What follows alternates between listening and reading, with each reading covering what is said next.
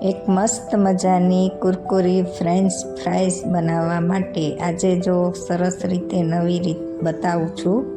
તો આ રીતે આપણે પહેલાં સૌપ્રથમ બટેટાને ધોઈ અને છાલ ઉતારી અને આપણે જે શેપ જોઈ છે એ રીતે આપણે જાડી કે પતલી આપણે આવી ફ્રેન્ચ ફ્રાઈસ કટ કરી લેશું. ત્યારબાદ તેમાં આપણે 2 ચમચી જેટલો આપણે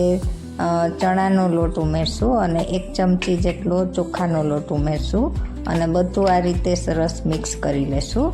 જેથી આપણે જે ફ્રેન્ચ ફ્રાઈસ છે તેના ઉપર 1 કપ જે પડ છે એનું કોટિંગ થઈ જશે અને એના લીધે જ્યારે આપણે ફ્રાય કરશું ત્યારે ખૂબ જ સરસ મજાની ક્રિસ્પી બની અને તૈયાર થશે અને ફટાફટ બને છે. એક નવી જ રીત છે અને તમે જુઓ તો ઘણા બધા આવી રીતે કટ કરે છે અને પાણીમાં ઉકાળે છે, વળી પાછું ફ્રીજમાં એને સ્ટોર કરે છે અને અડધી કલાક પછી પાછી કાઢીને તળે છે ને એમાં ખૂબ જ વાર લાગે છે અને આ ખૂબ જ ઝડપથી બની જાય છે અને ઉપર જે આ લોટનું પણ આવી જાય છે એટલે સરસ મજાની કડક જ બની જશે અને ઓછા સમયમાં ફટાફટ તમે કાઢતા જાઓ અને મસ્ત મજાના સોસ કે ચટણી કે કોઈ પણ સાથે એન્જોય કરી શકો છો.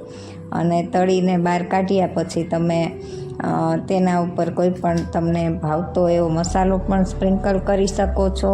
અને અહીં લોટની સાથે મીઠું આપણે ઉમેરી દેવાનું છે, જેથી તે ખારી તો લાગશે જ પણ ઉપર જો તમારે ચટણી કે મરી પાવડર કે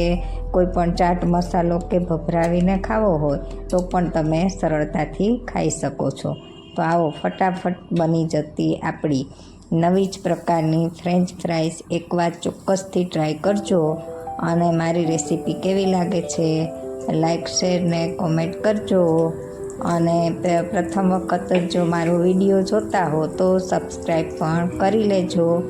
અને તમારી ફ્રેન્ચ ફ્રાઈસ આ રીતે બનાવો તો કેવી બની એ પણ જણાવજો.